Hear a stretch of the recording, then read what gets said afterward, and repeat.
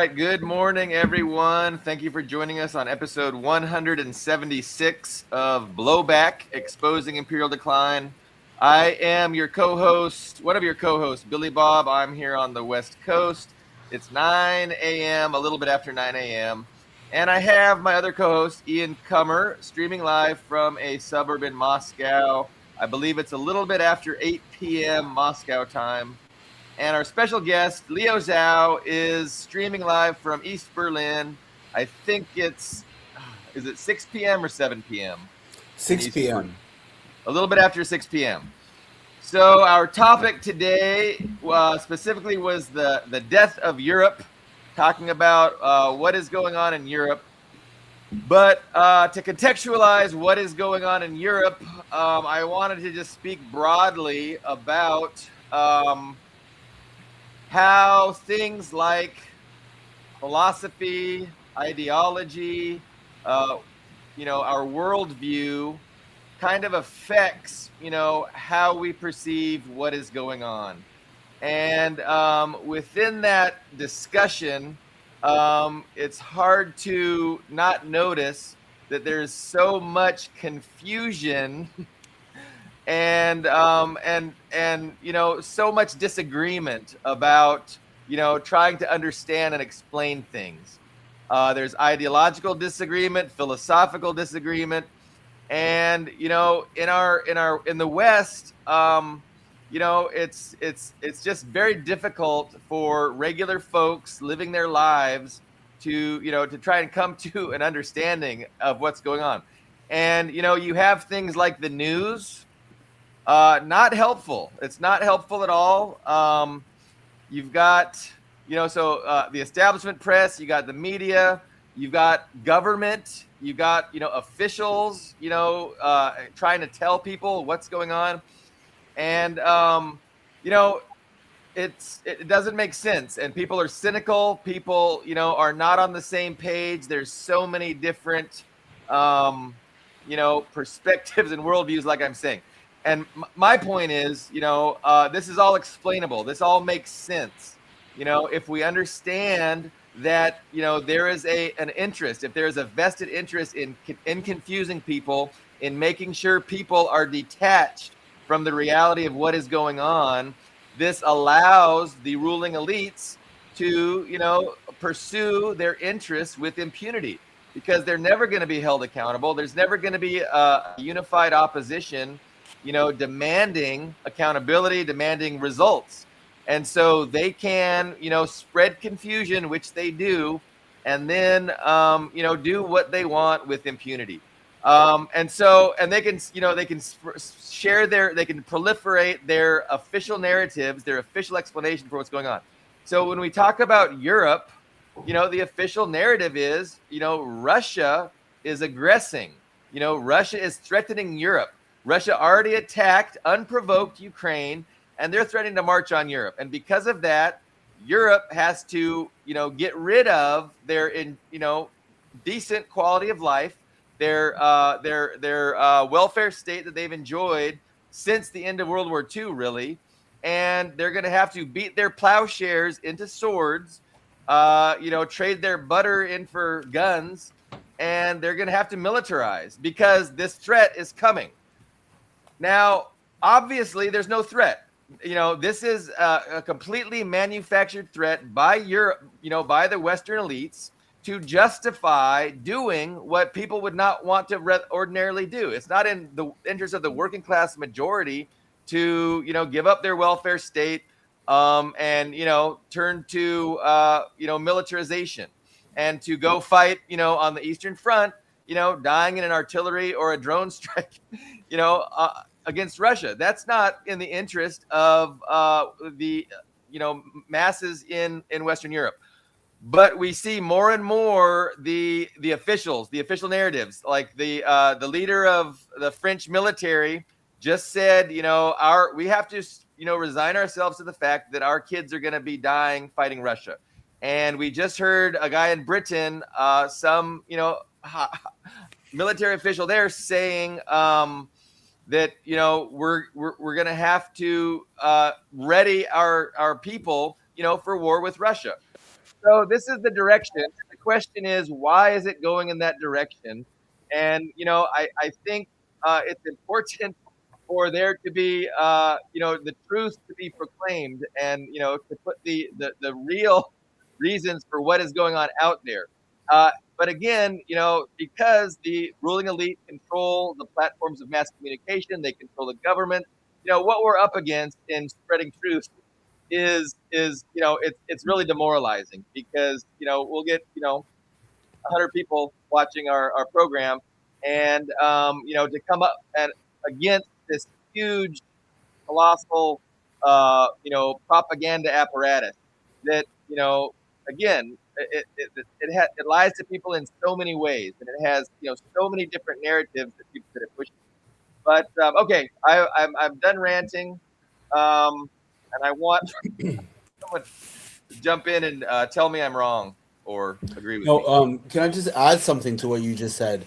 A big Go part ahead. of it is that people have given up on politics altogether in the Western sphere. People have just given up. Like, there's just so much resignation in Europe, in Germany, in England, in all of the Western liberal democracies. People have just given up on politics altogether. They know, they instinctively, experientially know that their voice does not matter. It Yeah. doesn't matter. People just know that they are powerless. So they know that all they can do is mock and jeer, and just completely Be uh, cynical. cynical. Absolutely, like the depth of cynicism in Europe is palpable. It's amazing how much people have given up. Yeah. To your point, Leo, did not vote always wins every U.S. presidential election in a landslide. More people vote for nobody than they vote for the winning candidate. So Trump got like 25% of the eligible voters. The Democrats always get 25%. The Republicans get about 25%, and then did not vote is about 50%. So Yeah. that just shows that people intuitively understand that what they want doesn't matter, that they have no effect on the system. But yet, Well, what is the narrative that we hear? The narrative that we hear is we're the best democracy in the world. We're a shining city on a hill. We need to export our glorious democratic system, the oldest democracy on the planet, hundreds of years old, to other countries. And these poor backwards countries need us to liberate them, to infiltrate their backwards societies, and teach them, how to be good like us. Uh, Go ahead, Ian. yeah. So I mean, I see what Leo's saying as far as the cynicism. There is European. There's a stereotypical cynicism. There's British. And there's several flavors of cynicism depending what country we're dealing with. But I don't know if I would call it resignation. Now, granted, I don't live there, so you might be getting a completely different perspective on the streets. But I see more, not resignation, but they seem very agitated. Like they are riled up against Russia. They're to an extent riled up against, what they see as threats against their way of life, and very willing to do that guns for butter scheme. It's not. So I don't. So from the outside looking at, I don't see. It seems to be a consensual exchange. They're Sure. agitated. They're agitated. Like we accept. Go ahead. Sure, absolutely. There's the passionate, imperialists. There's the diehard, adherents to the liberal capitalist imperialist ideology. Absolutely, there is that passionate section of society, but I think it's a minority. Most people, like Billy was saying, don't vote. The voter turnout in Germany is very low. The voter turnout in England is very low. But yeah, absolutely, we have the loud and passionate minority who absolutely are desperate, are agitated, are panicking at the prospect of losing their, exorbitant privileges, if only emotionally. Uh, attached to their position on top of the world for several So centuries now. if we went to a cafe, let's say in just Berlin, there's a stylish cafe in Berlin, and surveyed the people that happen to be in that cafe. What do you think? Just in very broad terms, what kind of answers would you get? If we ask, what do you think about Russia? What do you think of the idea of war, tightening the belt, and just listed off those top 3 or 4 ideas we keep hearing about. Well, if you want a chic cafe, that means in the more well-to-do part of town. Yeah, I mean, actually, all over it would be negative. Obviously, people would say Russia is a terrible country. Russia is. We should never have depended on them for energy from the beginning. The problem is building Nord Stream pipelines. The problem is, engaging with our neighbor at all. But that's like absolutely the majority. But I think people just repeat what they hear on the radio and on TV. But I think most Yeah. people don't care that much at all. If you ask them what they think, they will say that, but they actually don't care, and they don't, vote, and they don't. So they passively agree with it, but now so you're making it sound very passive. So when it comes to something very that requires active participation, like let's say sending, just to throw out an example, sending a contingent of troops to Ukraine, for example, what kind of when this actually comes to putting skin in the game, what do you think would be the public reaction? People are against that. Yeah. People say Russia is a bad country, but it's not our job.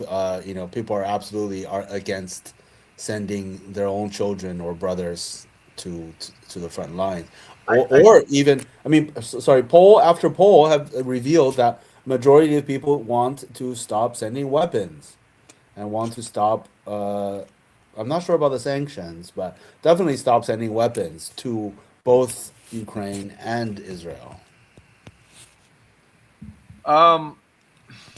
It's understandable after the years and years and years of propaganda that people have a negative opinion of Russia. But right now, that negative opinion of Russia hasn't really affected them tremendously. Like, the economy is suffering due to the whole thing, but people, it hasn't gotten that bad. But when they're asked to be drafted, when the economy really starts to bottom out, that's when you would assume that they'll be like, yeah, I don't like Russia, but this is some bullshit. And so right now they have the luxury of hating Russia, and it doesn't really cause them to have to sacrifice. But when they do start having to sacrifice a lot, I think that's when the propaganda is less effective. So yeah, I mean, the working class, yeah, I assume they do have a the propaganda works. It's advertising. It's like advertising is effective. Advertising works to a point, but it also, it's not a panacea. It's not perfect, and it has its use, but it's not everything. And I think when people actually their lives start suffering, I mean, that's where it shows that it doesn't work. There was other things that were said that triggered a lot of thoughts in my brain, and they have since left my brain. We have a good number of live viewers, and yeah, we encourage your comments, agreeing or disagreeing. But the greater context of Europe being asked to change their model from a welfare state to a militaristic state. I mean, it seems pretty overt that is what is taking place right now. And the alleged justification is that this, unprecedented threat that Russia reveals, but it seems obvious that this is a totally manufactured threat, right? That this is a threat that has been provoked, and Russia doesn't actually threaten Europe at all. Russia would like to go back to the status quo where they were supplying Western Europe with energy, and it was win-win trade. It was great for Europe. It was allowing their industries to be competitive, and it was great for Russia because they had a great market for their oil exports. And that is what Russia would like to have continue in perpetuity. But so it's not Russia that is pushing this; it is the West that's pushing this. And why? Specifically, the United States, right? Because the United States does not want a united Europe and a united Russia to, to be a counterweight against U.S. hegemony and Western hegemony. And who is on board with that? It's like the elites of Western Europe are also on board with that because why? Because they see the United States as the best guarantee of their own interests. Well, they get money from American companies too. I mean, they're I mean, I would even just say they're almost comprador governments. They're colonial governments. They take money from American companies to an extent, at the very least, to an extent, whether or not they admit it, they sell out their own countries. What I mean, basically, they're asked to choose, right? They're asked to choose between, the United States is forcing them to choose between, having a good economic relationship with Russia or having the United States as an ally. And they're choosing to ally with the United States, and to because they have to. Again, the United States is making them choose. But why would the elites of Western Europe make that decision? Well, how much of a choice is it really? I mean, there's no sovereignty really. Sovereignty in Europe has not existed, I would say, since before World War II. I think. Huh? Before or during? Before, yeah, since before. Yeah, I think 1946 onwards in the early 50s was the first wave of brutal repression of democracy in Europe. Operation Gladio. I would encourage anyone to look that up. Operation Gladio, the stay behind U.S. American soldiers, troops, military presence in Western Europe, in Italy, France, England, Germany, that actively suppressed socialist parties, which were very strong, once again, very, very strong after World War II, after the Soviet defeat of Nazi Germany. That was very inspirational for all the people of Europe. And the socialist parties were very strong in the post-war years. They were systematically suppressed by the stay-behind troops of the U.S. empire. So I think that was the first wave of brutal suppression of European sovereignty, and then the formation of NATO, the mafia, security deals that signed away European any kind of security, independent security. And became tied up with the U.S. completely. And then the third wave, or the third major event that sealed the fate of Europeans as slaves, as vassals, as a sub-imperialist power, was the creation of the EU, of course, which is entirely a U.S.-driven, U.S.-dominated institution, which makes it easier for the U.S. to control Europe through a centralized apparatus mechanism, which in many ways bypasses national decision making. The EU kind of implements neoliberalism all across Europe, privatization, and Germany, the sub-imperial core, has the freedom. Germany, France, England has the freedom to exploit the European periphery and the global south, to extract from Africa, from Romania, from Greece, to completely dominate their economies, but they are answerable to the leading imperialist power, which is the USA.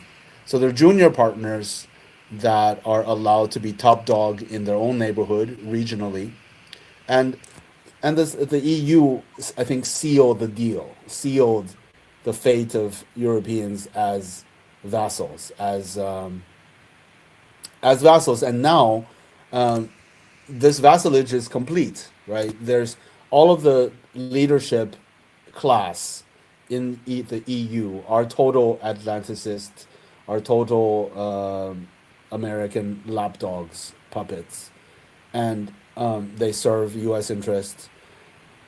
And so the EU is no longer really even necessary. So that now there's talk of disbanding the EU. Now there's even talk of, maybe now it doesn't even matter because the project is finished. The I would say European nations and peoples are not even slaves. They are like hanging pieces of meat for the vampire to suck the blood out of. The desperate vampire that is in decline, so it turns to its friends to bleed them dry. You said a lot there, and I'm determined to jump in before all my thoughts escape me. Well, Go ahead, Ian. here's an easier explanation. I mean, look at Macron. I mean, Macron facilitated the General Electric deal when he was the Minister of Energy. When he was the president, he facilitated the deal for Uber to circumvent French labor law to get in, which gave of course gave him a huge advantage over the France's native taxi companies. So it's just there's a very obvious personal benefit to being with the USA, and if you're against the USA, well, you go to jail, like that French official who traveled in 2000. Is a very famous case. If you look him up, 2013, French businessman who was in their energy ministry went to the USA. They threw him in jail, and that was essentially blackmail to agree to the sale of French energy infrastructure to General Electric, which is an American company. So you're describing, the reality in which, Europe has been captured and is a vassal and does not have sovereignty. And I want to go back to what Leo was saying after World War II. It's true that the socialists were very strong. And what is socialism, right? Socialism is democracy. It's the ideology of the working class majority. And the ideology of the working class majority says, hey, we should have control over our own government. We should run government in the interest of the working class majority instead of in the interest of the ownership class minority. And a threat to the ownership class, right? The ownership class wants to run the government. The ownership class wants the policies decided based on the best interest of the ownership class, not the working class. And so they see the ownership class, the working class, as a threat that, again, they went to extraordinary lengths to defeat. So Operation Gladio was definitely one of those things where the CIA and the special, the intelligence units of the Western elites, conducted their own terrorist bombings, for instance, and then blamed communists, blamed socialists to destroy people's support for socialism and communism. And, all kinds of things happened in Operation Gladio, assassinations, political assassinations, false flags. And these are all on the record, right? So they were very successful, not only in Western Europe, but also in the United States, in destroying organized working class political formations, unions, political parties that really, preach, hey, class struggle and, socialism. Like the Black Panthers. Yes, that came later, but the attack on unions happened, and the attack against the black community that was the most revolutionary. Like, the most revolutionary community are the most disenfranchised. Those that have the least to lose are the most dangerous. And so the United States saw that clearly and targeted, the Black community specifically because they feared it and they were threatened by it, and they went after it and they were successful. I mean, if you look around now, I mean, it's like they've really been successful at this effort to make sure that there's no organized working class political force that can hold them accountable. Now, you mentioned the EU, and I want to agree with you that the EU, I mean, at the time, I perceived it and, to be the way that how they have in the United States, a race to the bottom. We're talking about economics, and we're talking about each state would try and outdo other states to entice rich owners to come and start their businesses. So it was a race to the bottom as far as labor, benefits, labor wages, and things like that. And so the whole idea behind the race to the bottom of the United States was to export that to the EU and make it the same thing in the EU, where each country kind of tries to outdo each other in restricting labor rights and offering benefits to the ownership class to come and build your businesses. So that's how they want it. They want a system that is interested in doing everything they can to make the interests of the owners, further the interests of the ownership class to the detriment of the working class. And so, socialists want the opposite. We want states to, fight amongst themselves to offer benefits. We want a competition for worker wages. What state can entice workers the most? Like that ought to be the kind of system that, that's the kind of system socialism wants. And again, that is not in the interest of the ownership class. And ever since, feudalism ended, capitalism has simply been where the capitalist class is the ruling class. And they've tried to maintain themselves as the ruling class, and socialism was a big threat to that. And they went after socialism very hard in the West following World War II, like we said, and they've been very successful. And as a result today, everybody is confused, everybody's minds are scrambled, and they don't know they're up from their down, politically speaking, ideologically speaking. And that's a problem. I mean, that's because now they can act with impunity, and they are. And what are they doing with that impunity? I mean, they are pushing the human race to extinction through climate change and also through the threat of nuclear war. So, we need to organize. We need to, understand the reality of the situation. And, but again, when you look at the power that we're up against, the confusion with the masses, the ignorance with the masses, and the platforms of mass propaganda that they have at their disposal, it's a very daunting task. And yet we wake up and we're here talking about it together. And so we haven't given up hope. We're still trying.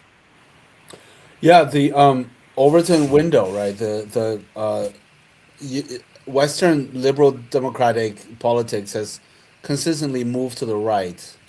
I think a lot of people, or anybody with a little bit of time to think about such things, can see the reality of the statement, can see the truthfulness of the statement, but also our ideas of history has been extremely revised and pushed to the right. We have, in the decades following 1945, increasingly spread the Nazi myths about the Soviet Union, the Ukrainian nationalist myths about the Soviet Union, and the Polish nationalist myths against the Soviet Union. All of these narratives have been extremely blown out of proportion since 1945, and so people have, even people who do see that the entire discourse has moved to the right consistently, still are beholden or still are victim to these narratives, this revisionist history. Yeah.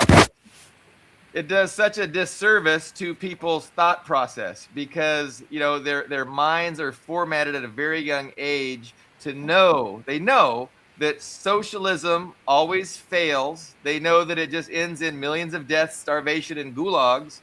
And so they know it's not even an option. And so, given that that's not an option, they look at things and they try and figure out, how to make sense of stuff. Like, obviously, that whole entire socialism thing is a big failure, so that can't be part of a solution. And so then they come up with they revise concepts. So capitalism becomes just voluntary commerce. That's all capitalism is. So capitalism isn't bad. What's bad is cronyism and government. So they have this whole ideology where they ignore the reality of class struggle that really is the primary driver of history and reality. And then they think that, oh no, the problem it can't be rich people. I mean, there's good rich people out there. It's got to be government. And so anyway, it's just tragic. And that's just one way in which, people are indoctrinated. That's a particular narrative, one of many narratives. So you made the point the other show, there's liberals, there's pro-war liberals, there's anti-war liberals, there's pro-empire liberals, there's anti-empire liberals, there's pro-regulation liberals, there's economic regulation liberals, there's all kinds of liberals, and then they go on social media and they argue amongst themselves, right, about hey, this is good, this is good. But what do they all have in common? They all know that socialism is a failure and can never work, and history is the proof of that. History, I'm going to put scare quotes, history is the proof of that, because they've revised history, and people can't think past that. Like, they are incapable of questioning their false historical indoctrination. Why? Because they learned it in school, because all of academia promotes it and says it's true, and that it's constantly being reinforced on the media and in Hollywood, this narrative that, socialism's always failed and capitalism is great. Yeah, maybe I can just give a short example of the historical revisionism. I was just talking to a group of liberals, and they bring up the Katyn, I don't know how to pronounce it, massacre in Poland, right? Mhm. Where the Soviet Union, Stalin's army executed 20,000 Polish reactionaries, future collaborators, Nazi sympathizers. And the invasion of Poland, the Soviet invasion of Poland, right? I mean, all of this, of course, is in the context of Nazi aggression against the Soviet Union, of a war that was imminently starting, and Poland had a aggressive war against the Soviet Union themselves in 1919, in the decade before. So just the framing, the focus on these little episodes, right, instead of the bigger picture, and blaming everything on the Soviet Union, or saying that the Soviet Union was just as bad as Nazi Germany because they did these things. I mean, it's just absolutely ridiculous. For context, right? For context, I mean, 20,000. Yeah, sure. It was extremely desperate times. That the luxury of possibly rehabilitating some of these people was not available, and the Nazi extermination of 30 million Russians is somehow not the fault of capitalism. It's just one evil maniac, and the Soviets preventing a fifth column to form in a crucial buffer zone between themselves and Nazi Germany is somehow seen as a diabolical crime against humanity that is the fault of communism. It's just absolutely insane, the historical revisionism. Sorry, that was just fresh on my mind. Yeah, I mean, it's an interesting example of anti-communism, and I know the events are disputed, right? And so I don't believe necessarily the official narrative that there was 20,000 Polish officers summarily executed in a forest. I know that is the standard Cold War history, But every time I've examined standard Cold War history, it turns out to be bullshit. So now, but I don't know, and I know Grover Furr has a whole bunch of research debunking it, and there's archaeological evidence showing that it was the Nazis that committed that atrocity, and it probably wasn't 20,000. It was probably a lot less, but I don't know for sure. But you're right. So the point is, why get hung up on that one thing? And anybody looking at the big picture is going to see reality for what it is, which is an unprovoked Western aggression against what they saw as a global threat to capitalism, to the the exorbitant privilege that the Western ruling class enjoyed. And the Soviet Union was a threat to that because they were the threat of a good example. And if the Soviet Union succeeded and did good, I mean, what is stopping the Western people say, I want that too? I'm going to overthrow you, you capitalists who are, misruling us. So, the Soviet Union was a direct threat to their ruling class interests.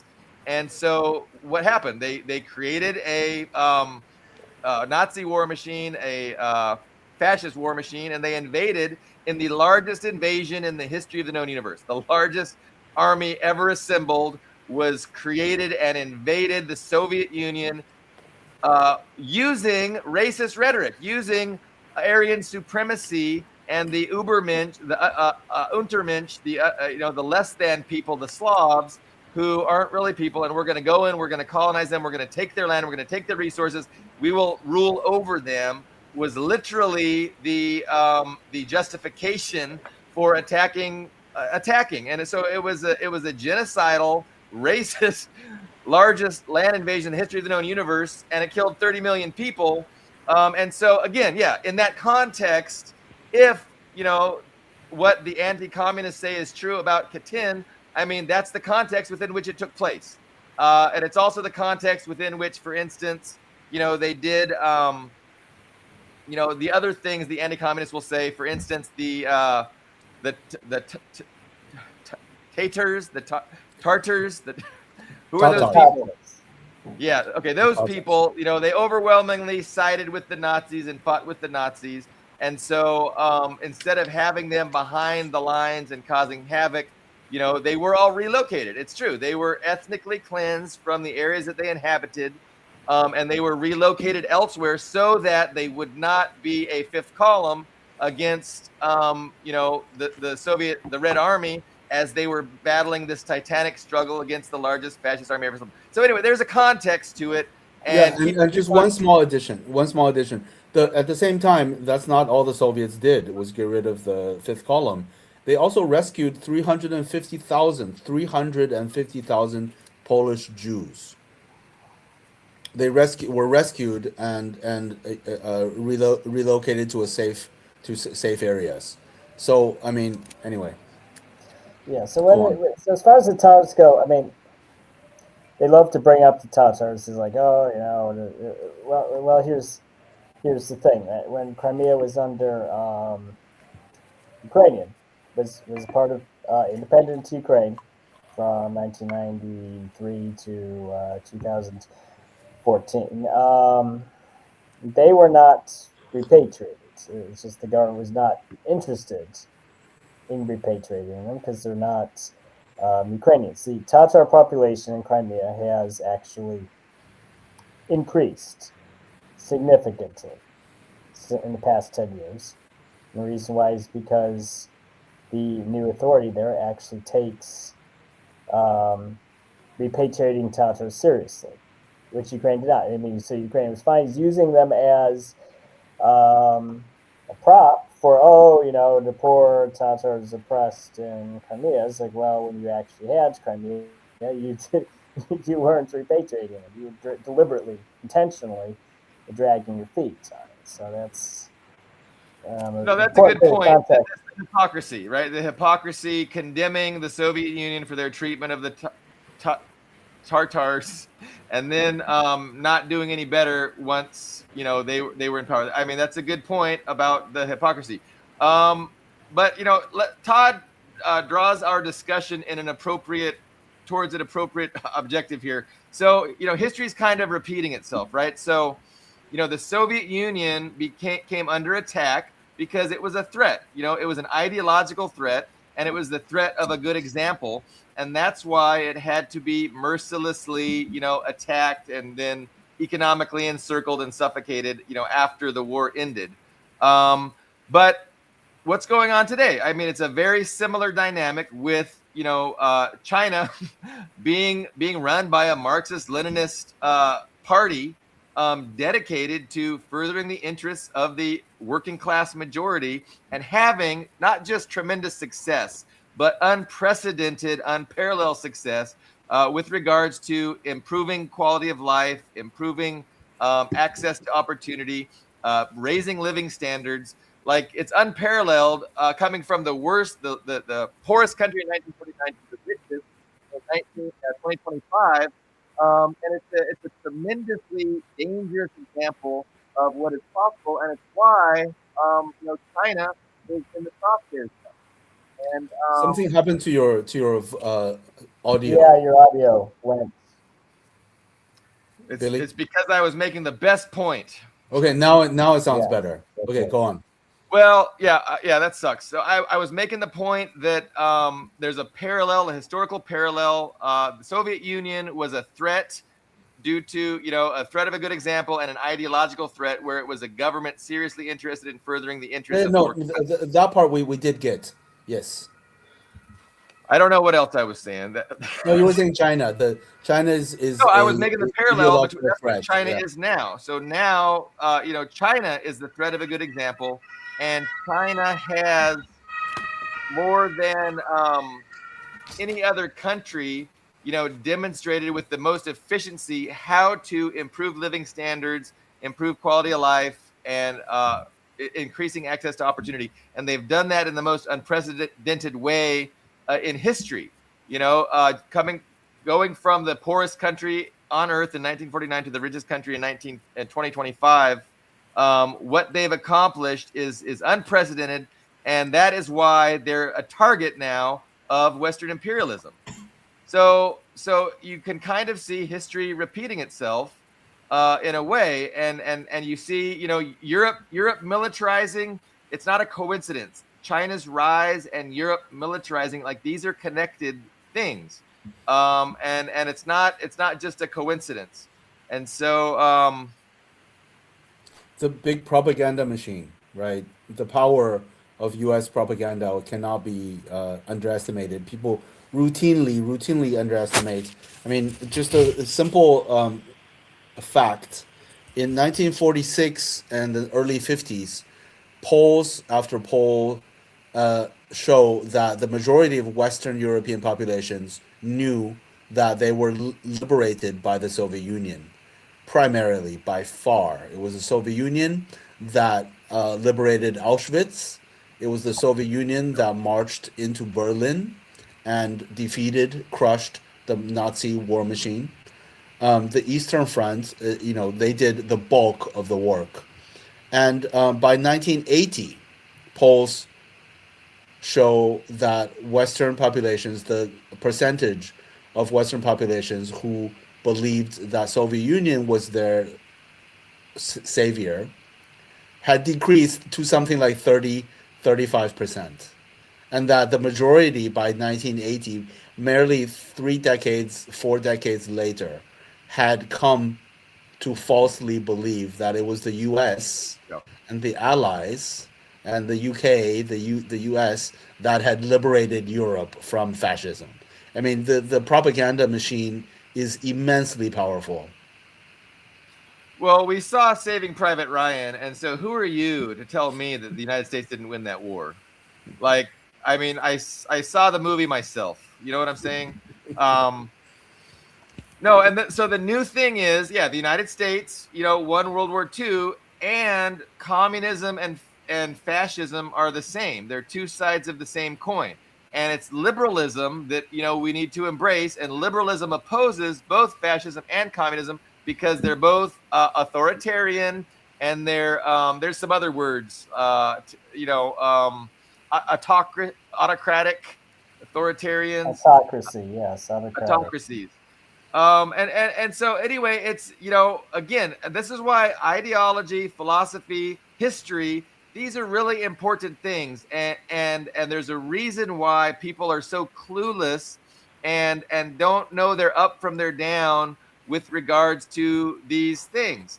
And so, I mean, it's super important to get your history right, to understand a little bit about philosophy and ideology.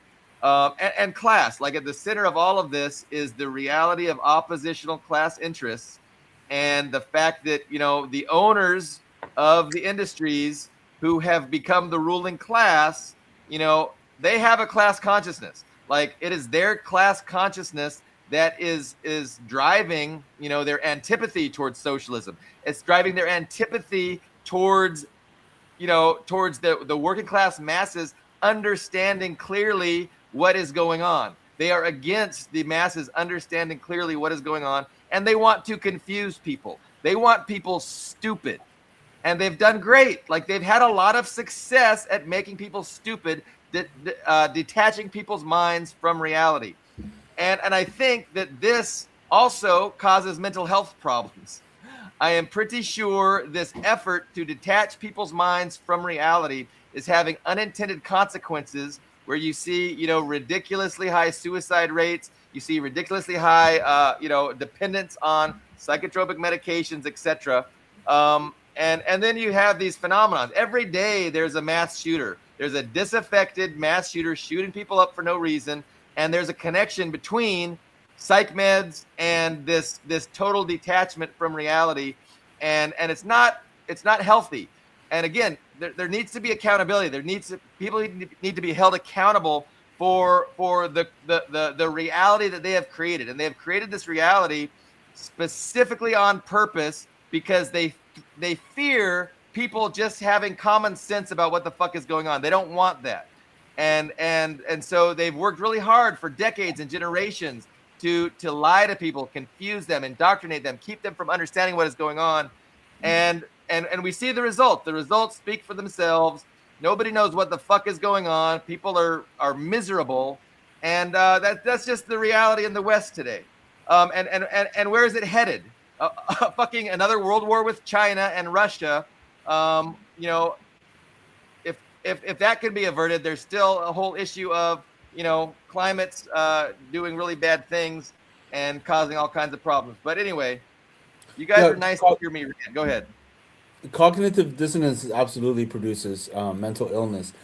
But the thing to understand is that liberalism is not the enemy of fascism.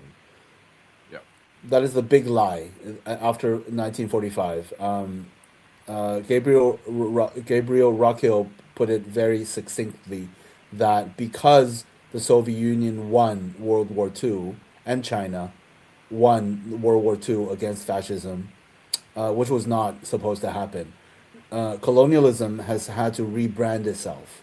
That it could no longer proceed as it had, and just overtly, uh, you know, uh, conduct colonialism with this white supremacist, fascist ideology. That it had to hide. It had to build a mask for itself. This benevolent, freedom, democracy, liberalism, right? I mean, the only, I mean, the picture is crystal clear. It should be crystal clear to everyone. The only democracy in the Middle East, the shining beacon of freedom, uh, gay rights, feminism, human rights in the Middle East, is conducting a literal genocide. That is liberalism for you, right? I mean, Israel is the only democracy, is a liberal democracy in the Middle East, right? And what the fuck is it doing? It is conducting a genocide. 400,000 innocent civilians killed in the last 3 years. I mean, it doesn't get any more clear than that. Liberalism is the passive aggressive, polite cousin of fascism, brother of fascism. So I wanna echo that, and I wanna relate it to your recent post on wokeism, but I don't want to make Ian not say anything. So Ian, you have any thoughts before I start rambling again? Okay, you gonna let me No, I ramble? was going to say, I mean, can we really consider, I mean, I think liberalism I mean, we love to throw around the term, fascism, Nazism, et cetera, et cetera. But I think liberalism or neoliberalism, if you prefer. Now, neoliberalism is a better term. It deserves its own branch. If you consider communism, 20th century communism appeared, you had fascism appear mostly as a reaction against communism. And then after World War II, I think you have neoliberalism. It deserves a third category, distinct from communism and fascism, and it presents itself, and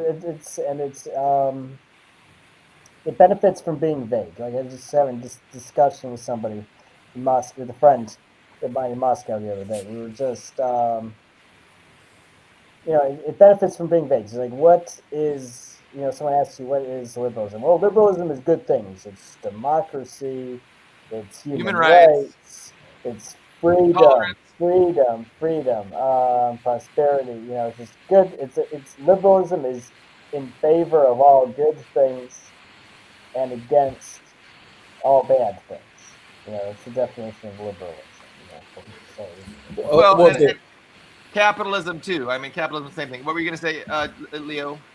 the technical exact definition of liberalism is the idea that liberty, equality, and fraternity is available to all citizens, while an extreme minority owns all industry, all land, and controls the state. That is the definition of liberalism in its classic, like actual meaning. Anyone who believes the Statue of Liberty represents all citizens, represents the majority of people, is a liberal. That's liberalism. Liberalism is the ideology of the bourgeoisie, the ideology of capitalism.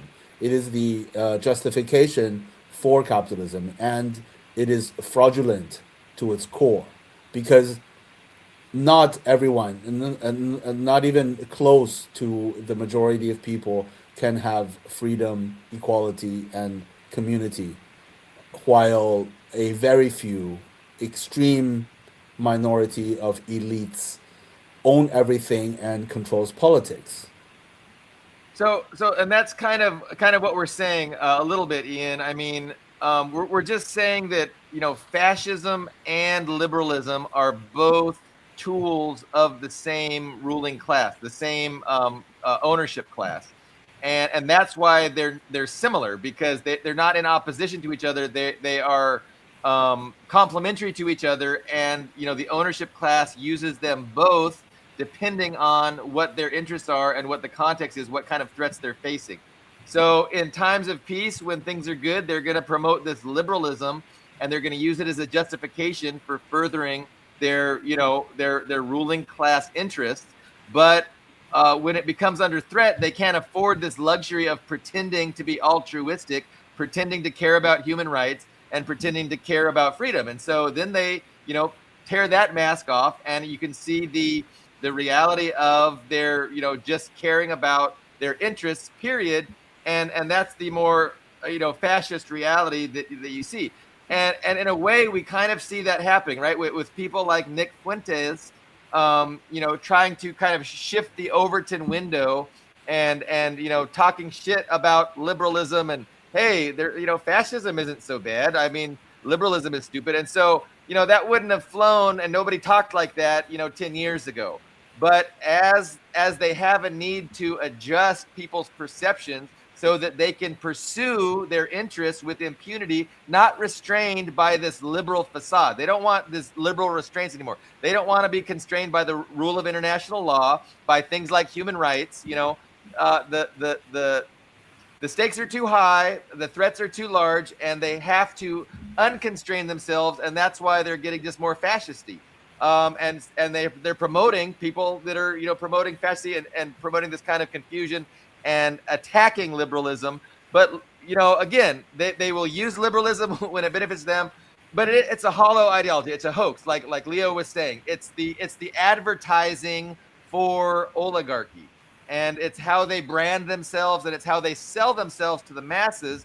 But in reality, there's a real different substance to it, and it's a different reality. And it's just rank, class struggle and class. They're just furthering their class interests. Anyway, I had another thought too, which is gone now again. Oh Were you no. about to talk about identity politics? Oh yeah, I was gonna relate. Gabriel Rockhill, of course, you reference him, and again, can't say enough great things about his work, but he kind of identifies how one of the strategies of the oligarchs, the ruling capitalist class, was to create a left, a political left that was compatible with oligarchy and compatible with imperialism. And so they went to work way back in the 40s to recruit, certain academics and promote them that could create a synthetic left that sounded like they were in opposition to imperialism, but they in reality were quite compatible with imperialism, because ultimately they were opposing socialism and actual existing communism. So Gabriel Rockhill's work in that regard is very helpful and beneficial in helping us to understand what happened and why we have today a left that's so toothless and doesn't even know it's up from its down, politically speaking. But and then you had brought up identity politics, which is of course is one way in which they keep the left from organizing and from uniting into a political force that can really hold the ruling class accountable. They don't want to be held accountable, so they want to divide and fracture the left, and they do it through identity politics and through issues of sexual orientation, race, religion, culture. These are the ways that they create a new left based on identity politics instead of class struggle, and it's been very effective for them. But everybody should know that. I think all the listeners should already be aware of that. I shouldn't be telling anybody anything they don't know.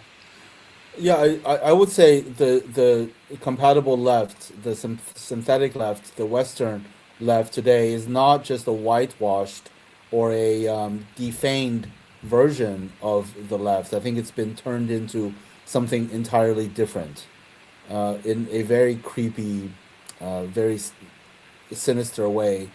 And I would say that identity politics or wokeism is not just one of the ways, but I think it's a primary way in which the left has been infiltrated, has been turned into something else, to turned into something that has nothing to do with the collective struggle for a better tomorrow. It is the anger, the righteous rage that the working class feels against the oligarchic monopoly on ownership and on politics, turned inward, turned against each other, turned into this hyper individualistic, endless ritual of inclusion, exclusion, of cancel culture, of being offended by the use of language, accusing each other of superficial infractions rather than Microaggression. absolute. I mean, all of these things do exist, but it's the focus on this to the exclusion of collective class solidarity, and it is absolutely against class solidarity. If woke culture, I mean, there's a lot of debates about this, right? But just like lay down the fucking law here. Woke, the word means, it's an African American word that means being aware of systemic racism. That is the definition of woke, as an African American vernacular slang. Um, Now, there's nothing wrong with being aware of systemic racism, but it is a identitarian concept. It is based on personal identity of your skin color, of oppression, along the lines of race, which is entirely focused on to the exclusion of class, of ownership. I mean, Lenin famously said the way to tell whether a movement is radical or not, is revolutionary or not, is if they foreground the question of ownership. If a movement, if a person foregrounds the reality of ownership, then Yeah. it is revolutionary. If they don't, it's not. And if woke culture, this anti-racist, sexist, I mean, I'm anti-racist. I'm not white. I'm anti-racist. I'm anti-sexism, but I'm also anti-woke, because if woke had any revolutionary potential, it would be suppressed and it would be brutally crushed by the Yeah. corporate political Yeah. establishment, It wouldn't be like the promoted. Black Panthers were. Like the Yeah. Black Panthers were. If it was any threat to the bourgeois ownership class, total hegemony, domination, it would be crushed. But instead, it is embraced by the corporate establishment, by the financial establishment, by the U.S. military, by the IDF, by the Israeli military, by the genocidaires, by Capitol Hill, the political establishment. Like, it's crystal clear. Yeah, and you're just kind of describing this compatible left that's been created, this synthetic fake left that's been created because it does not threaten the status quo. And so that's why it's promoted, and it's like a vacuum. It sucks all the energy out of the left, focusing on nonsense that's not threatening to them. So yeah, no, I appreciate that commentary, but I do feel like poor Ian is being left out a little bit, and I'm sure No, he I'm has. just listening. When I want to say something, I say something. Okay, okay. Um, well, because the show is about the death of Europe, so maybe we should, because we're talking about communism, we're talking about liberalism, maybe we should bring it back around, circle back. Sure, Is sure, sure. our former speaker, our former press secretary, if you remember her, Jen Psaki, who would say, "Let me." People would ask her questions. She said, "Let me circle back to that." Maybe we should circle back to I didn't get your Europe. Saki reference, but now I understand what you're saying. Yeah, no, we can definitely circle back, like Jen Saki said. Yeah, so what's going on now? Maybe I ask you guys a question.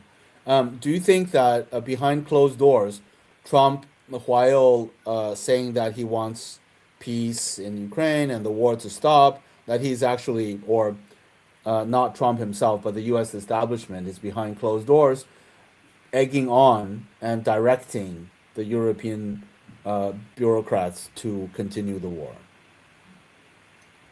My take on that is I don't think Trump was when he was campaigning to be president. I don't think Trump was lying. Well, I mean, there's a couple of things. I need to bring up the Epstein file because I think it's relevant. So I don't think Trump. I don't think anything Trump said in his election campaign was a lie. Right when he said, "I'm going to release the Epstein files. I'm going to end the Ukraine war in 24 hours. I'm going to withdraw troops from. I'm going to end every war." I don't think that was a lie. I know that's a popular thing for like centrists. Both sides are equally bad type people say, "Oh, well, he was just lying through his teeth." I don't think that's true. I think what happened was because remember, even though he was a former president at that point, he was still not a public official. He was just citizen Trump when he was saying those things. But when he was elected and sworn in as the president, they sat him down and they said, "Look, here's the deal, right? Because once you're actually president, they tell you, here's just what's going. Here's the reality of what's happening." And I'm sure in those conversations they told him, "Well, one, we're not Epstein files are not being released. It's not happening." I don't think I don't think Trump personally is implicated in that stuff because why would you campaign on implicating yourself? Doesn't make any sense. They just told him, okay, one, it's not happening. It would bring down the American political system. And the other thing is with the wars. So with the wars, I think there's a couple of things that's screwing Trump over on that. So one, he's approaching the Ukraine issue all wrong because and I can kind of understand because if you just read CNN, if you read Fox News, you'd have a completely wrong understanding of what's going on. You'd also, weirdly enough, you'd have a wrong understanding of what the USA's role in Ukraine is. Because the problem is, I think, if the USA approached Russia as a participant in this conflict, as in, they're not directly fighting in Ukraine, but they are directly supporting Ukraine. If the USA just approached it in that manner and reached an understanding with Russia, I think it would be successful. The problem is the USA is presenting itself like, oh, we're not involved. We're just like this neutral third party. And when you approach the equation with a starting point that's wrong, you're not going to get anywhere. It's going to frustrate everybody involved because you just have such a totally wrong understanding of your own position in it. Now, the second thing that's hurting him in trying to get a resolution to Ukraine is that all of these wars are connected in some way. It's kind of amazing. If you look at any major conflict happening anywhere in the USA right now, you could find a connection with the other conflicts. Like if you look at Ukraine, okay, what's the connection between Ukraine and Israel? Well, a lot of Ukrainians emigrated to Israel, and from what I understand, this is just what people say. Israel was very lenient on their Jewish heritage. If you're a Ukrainian person who wanted to come to Ukraine, you'd be like, well, sure. They're kind of lenient on actually making sure that person was very Jewish, right? They were just happy to have more, white people in Israel. So you have a lot of Ukrainians in Israel. You have a lot of Jews in Ukraine because it was part of the Pale of Settlement, excuse me. And there's back and forth partnership, right? So Ukraine is partnered with Israel. Israel sends Patriot missiles to Ukraine. Ukraine's fighters have been seen helping, even participating in the IDF. So those two wars are definitely connected. And if you even look at Venezuela, well, how is Venezuela connected? Well, USA wants to get a leg up over Russia and China, but that's hard to do when you have Iran, who could, in one day blockades 90% of the oil out of the Middle East. Well, what do? Well, you have to flip Venezuela from the BRICS side of the house to the US side of the house, do a regime change, and then it's less of a catastrophe if you go against Iran because you have Venezuela. So it all kind of makes sense. So I think you can do that. And Billy Bob, you are muted. Billy Bob, you are muted. I said great point, Ian. I was saying great point. And it's important. So you're kind of describing, the grand chessboard, which was a book written by Brzezinski, the interconnectedness of everything, and how there's a strategy from the Western Empire that takes the whole planet into account. And so I think you are absolutely correct that there's going to be a future war with Iran, and the necessity for this future war with Iran, to further the interests of the Western imperialists, it's not going to go well for them unless they have all the oil in Venezuela and can kind of moderate the oil market by increasing production from Venezuela when they really go after Iran, because they know if they really go after Iran is going to block oil exports from the Middle East. And so if they have Venezuela to open the spigots and provide a counterbalance to all the oil that's being taken offline in a war against Iran, so there's a strategic sequencing that has to take place. So these, they're thinking about these things. Now, hopefully none of that ever happens, but obviously the West, they're putting things into position so they have the option to do these things. They're making sure all options are on the table, and then they're going to, proceed accordingly. But so no, the interconnectedness of everything is an important principle to keep in mind all the time. And nothing ought to be seen in a vacuum, disconnected from everything else, because that's how you get stupid liberalism. That's how you get ignorance. I mean, you've got to, the only way you really understand something is to understand how that thing relates to other things. Understanding the context of something is what understanding is. So,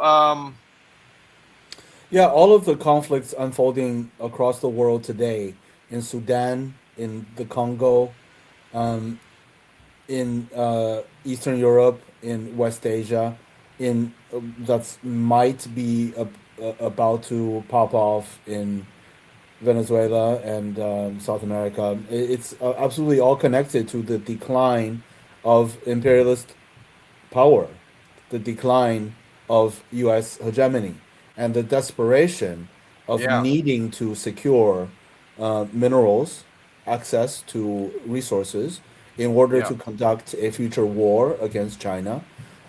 It needs to be all understood in the context of a world historic rise of the former colonized peoples, uh, led by China and Russia to a certain extent, and Iran. Um, so this is the big context, and I think all of the conflicts, all of the horrendous violence that is happening. I mean, in Africa is the least talked about. Even Western Marxist Leninist anti-imperialists like don't bring these things up enough. I mean, these conflicts, what's happening in Sudan is absolutely horror. It is absolutely horrendous. In many ways, worse than Palestine. But yeah, the desperate need to secure resources, and Venezuela is about the same thing: securing oil, securing minerals, in its economic competition with China, and preparing for a future war against China. and how liberal is it to just attack a country, overthrow its government, and take its resources? Like, that's not a liberal thing to do. And that's Oh, why, well, I mean, so there's, I mean, okay, look, again, there's the advertising of liberalism, and then there's liberalism how it's always behaved, and that's kind of our point, right? So the advertising, liberalism is just advertising, and underneath that there's a real behavior, there's a real, they're pursuing their interests without any kind of liberal restraints. But liberalism is the window dressing, the advertising to sell that, and to keep the people from seeing exactly what's going on, to confuse the people. It's a double game. They're playing a double game where they're saying one thing and doing another. But it's, so that's what I'm saying. The constraints of liberalism need to be jettisoned. They're trying to get rid of these liberal constraints, and that's why you see, the international law. International law means nothing anymore. Nobody cares about international law. Even the Democrats aren't. They're happy with Trump, and they want Trump to get Venezuela's oil. They know it's an imperative, and so they're not gonna. There's no opposition at all to what he's doing. And they're not going to be, because ultimately they work for the same, the same people who have decided that this is what we have to do going forward. Exactly what Leo said. We have to disconnect from China. We have to isolate China economically. So all new supply chains around the globe are going to have to be, created anew, and we're going to have to find other access to other resources that we've normally relied on China to. And that way we can isolate China and really go to work, picking them apart and containing them and destroying them. So this is what is going on. And again, it has nothing to do with, any kind of vision for what is best for humanity. It's got nothing to do with democracy. It's all about, how to maintain the status quo, how to maintain this immense wealth and privilege for a tiny minority of wealthy capitalist elites who have been the ownership class in the West ever since they overthrew feudalism. And it's the same people that have been in power and doing their best to maintain that power. Am And I this has repeating myself? Good. no. This has everything to do with the resignation now that I mentioned earlier. All the liberals in the West, yeah, they are just resigned. They are not even using their brains, in a minimal rational capacity anymore. I mean, besides Israel, right? Uh, the glaring reality of liberal democracy committing genocide, right? Yeah. Or even the historical fact of all of the Western liberal democracies having supported apartheid South Africa, all of the liberal democracies of the West having supported Pinochet, having supported every U.S. Installed puppet dictator, fascist dictator in the global South after the formal independence, after the end of formal colonialism. Even besides all of this, right? I mean, the fact that Trump is threatening war against Nigeria, like, are you kidding? For what? For killing Christians? Look, Saudi Arabia kills Christians. Like Syria, the his new best friend Jolani is literally executing Christians by the thousands in Syria. Like, and that's an ally of the U.S. And he's accusing Nigeria. And who's killing Christians in Nigeria? The U.S. funded Boko Haram, the CIA and Yeah. Mossad trained Yeah. Boko Haram, Al Nusra, and these are the people that are killing Christians. I mean, Trump or the U.S. Um, threatening war against Venezuela, but actually, yeah, liberalism is just collapsing, and we are in a very strange transitional period where the ideology, the all the liberals in the West are just running out on inertia alone, on pure fumes. Like the tank is empty and the car is just running on fumes of this ideology that is already bankrupt, that is already completely collapsed. They are like Wile E. Coyote that has run already over the cliff and is peddling air, that is running on air. Liberalism has collapsed, and people have resigned themselves to supporting this empty, completely nakedly fraudulent ideology, still believing it, still holding on to it as if it is still intact. It's a very, very strange time to be alive, but also hopeful because it is collapsing, because it will be replaced sooner or later by socialism. Maybe in Europe by fascism in the short term, but that is not sustainable. So Yeah, yeah, my big optimism is in China because I think my understanding of what China is doing is it's unstoppable, and so these efforts by these fucking idiots in the West are not going to bear any fruit, and and even and for Europe, right? Even for Europe, the hope of Europe really still lies in Russia and China, because it is not in the interest of Russia or of China to see Europe completely collapse, right? no, and it's true, Russia does not want a bunch of right, collapsed, failed states on its borders, and China is not interested right. in having a Europe that is destroyed, that is completely, completely desolate and Both completely. want to go back to like 2010, where Sure. everything is fine and we're just trading. Like that was the liberal order that the U.S. created.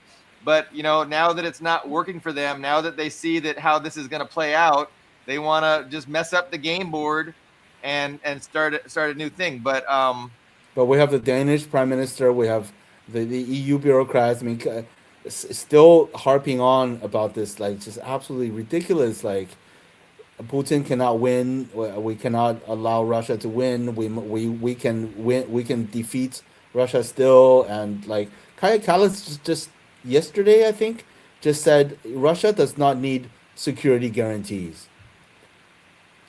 All of his right. Well, they've neighbors do. We invaded do, but 19 Russia does times not in need. the last 30 years. They've invaded like 19 countries in the last 30 years. They don't need to. That's what she was saying. Yeah, exactly. I mean, these bureaucrats. I mean, the earlier thought of the U.S. deep state or whatever, that are beyond Trump, that are above Trump, still directing Europe to continue this war. I think that's a part of it, and a part of it is homegrown European chauvinism, I would say. and of course the weapons companies which is a part of the deep state, is probably, yeah, that's probably the primary explanation for why we see what's happening today with Europe, with the European bureaucrats, with the leaders of like Merz and There's Macron. been some discussion about in this new strategy paper that the U.S. recently put out, and it's very weird. The discussion is about how they seem hyper fixated with the demographics in Europe. So why does the United States care? But they're like warning Europe. It's like the United States is warning Europe that if you don't get your demographics under control, like we won't be allies anymore. It's very weird. It's like overtly racist almost. It's like there's no other explanation for it except you're saying that you're our ally because you're a white majority, and if you're not a white majority, you're not going to be our ally. So I've seen, like, if you read the strategy paper itself, like, I mean, that's the only real takeaway from some of the sentences in there, that's what they're saying. And then I've seen other posts. What's the guy's name? Carlos Martinez recently. I read one this morning where he was pointing out that same thing, and it's like, this is just weird because it's like goes counter to the liberalism that we've all been indoctrinated with recently. The other thing that crossed my mind was Kaya Kallas. How do you say her name? I forget. But I saw her. She did an oath to Lenin back. She was a good communist when she was a kid, and her dad, of course, was high up in the Communist Party. But what a traitor she has become. But the problem is you get all these anti-communists saying that no, she's still a communist, and she's completing communism by destroying capitalist Europe. I wish that were true. But it's not. But you saw her in pigtails with the big red hammer and sickle behind her, giving a, she was reciting a pledge to Lenin, and it was really nice. But yeah, she's done a complete 180. Yeah, I agree. She never did love Lenin. It was a lie, the lying traitor. But I wish it was true. It was pretty based what she did. But anyway. Yeah, so Europe is, in the short term at least, completely hopeless. It is just doomed to irreversibly flushing down the toilet of history. Seems like. No, they're going to be weaponized. They are being weaponized to further the interests of the declining Western Empire. And I mean, headquartered in the United States. And the United States is more than happy to have, first the Ukrainians are going to die fighting Russia, and then maybe we'll move to the Poles, the Moldovans, and we'll just keep moving west. But it's very dangerous and it's unnecessary because Russia's not pushing this. Russia wants peace with mutual prosperity. They want Nord Stream, or they did. They might not anymore after what's been going on. But I mean, Yeah, you're right. The project to weaken Russia as a stepping stone to contain, weaken, possibly fragment China is not. This project is not even a word for it. It is a long term. It is a unchanging goal of imperialism. As long as as long as there's a little bit of hope of achieving that. I mean, or even if there isn't, it will continue to try to weaken Russia. And of course, this also awakens some of the chauvinism of Europeans themselves, right? England has been fantasizing about destroying of breaking Russia for at least 200 years, and it fantasizes that if it can just get Putin out of office, if it can just defeat Russia, like the great British Empire can come back, right? It is this magical thinking, and probably the same to an extent of the Dutch, probably the same to an extent of the Belgians, and of course of Germany, that the unfinished projects of the Nazis will once again rise. I was going to mention the nature of imperialism because in a way it's inexorable. It's not like a conscious decision. It's not like there's one man in a room deciding the strategy. It's like this inexorable, automatic pursuit of the best interest of the capitalist class. And so, even if you have some rational people that see where it's headed, like it's impossible to stop, because it's like the entire class is just about its own survival. And if you say, hey, if you try and stick your head up and say, hey, wait a minute, what's really going on here, your head's just going to get cut off by the rest of the class as they clamor to invest in more, what they think is going to help them and save them as a class. And so it's just inexorable, as opposed to like a conscious thing.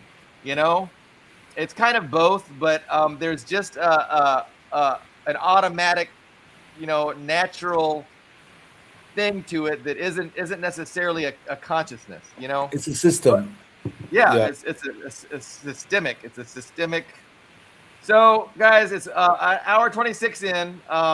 I have ranted a lot. I feel happy with my rants. I feel better than when I started. I was kind of angry, and you guys have helped my mental health a little bit. Thank you. Glad to be of help. I don't want to end things too abruptly, but I'm also happy to end it here, unless you guys got anything. Where's your pets, Ian? Where's your pets? Your pets help your mental health. Here, I'm in the I'm on my laptop in the bedroom right now, and both of my cat and my dog are both here with me. In fact, there is the dog. Spaz! Spaz! And then there's Oh. They're both here. They're both. I have a dog on one side and a cat on the other. Do they get along? Yes, they do. See, he's a Beagle Jack Russell Terrier, so he's a lot of energy. So that was a bit too much for the cat. The cat's Ian's dog and his cat can get along, but Germany and Russia cannot. Right, but he got used to him, so they're friends now. They hang out and they cuddle and they just they're friends now. They got, after a couple of years together, they've gotten used to each other. So it's good. I was going to say the cat could probably take your dog. Your cat is huge. I have a big cat. He's a big old. He's probably got some Siberian breed in him. He's a big old fluffy cat. And then Spaz, he's a beagle. So he's kind of a medium-sized dog, not too big. So it's a good little pair there. Yeah, well, they keep you real calm. I'm in here ranting and angry, and you're very calm and content. So that's a good quality that pets can provide. Thank you, Leo, for joining us. Thank you. Always a pleasure. And Ian, thank you for co-hosting with me. I think Friday it's going to be me and Christine Lynn. I haven't heard from her this week. I expect to hear from her shortly about our Friday episode. And then, Ian, I'll catch up with you next week. But thank you guys very much, and we will see everyone soon. Okay, bye. Bye-bye. All right, guys. So